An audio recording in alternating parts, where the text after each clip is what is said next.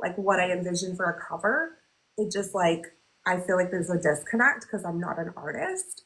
So I actually buy a lot of pre-mates. Like most of my covers are pre-mates because I know as soon as I see the cover, I'm like, oh yeah, that's the one that I need. So with Everdark, I had actually found this cover 2 years ago, maybe even 3 years ago. It was right when I was working on the Liquid Hollow Duet, and I saw it on Arts Kildare, their website, and just immediately was like, I need this cover for something. And as soon as I got into like Liquid Hollow Duet, I realized, oh, this is going to be, for a book in this world. And at the time, I thought it was going to be a series. So when I had the cover artist put the titles on the book, I had her put Nocturnus Book One.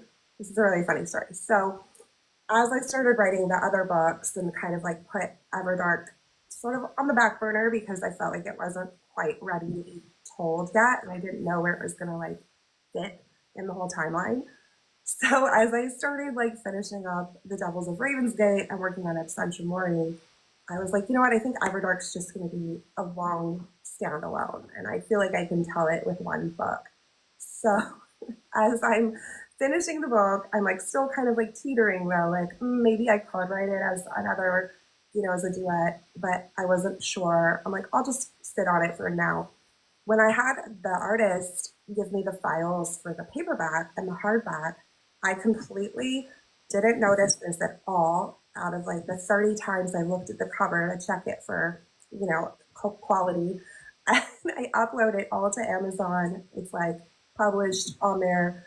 People have already started ordering the paperbacks, and I got my copy in the mail. And I realized that on the paperback and hardback, I used the old file and it said Nocturnus Book One. And I laughed because I thought this is kind of like the universe telling me, oh no, you're writing this as a duet. So I announced it like shortly after, and I'm like, surprise! It's actually going to be two books instead of one. So that's kind of like a story about the cover, and like I just love it and I'm obsessed with it.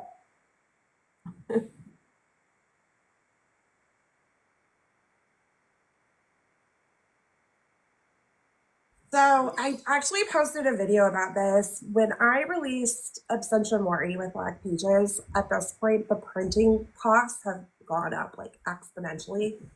And like in order for me to publish it with like Black Pages, I had to price it higher. And I did get some pushback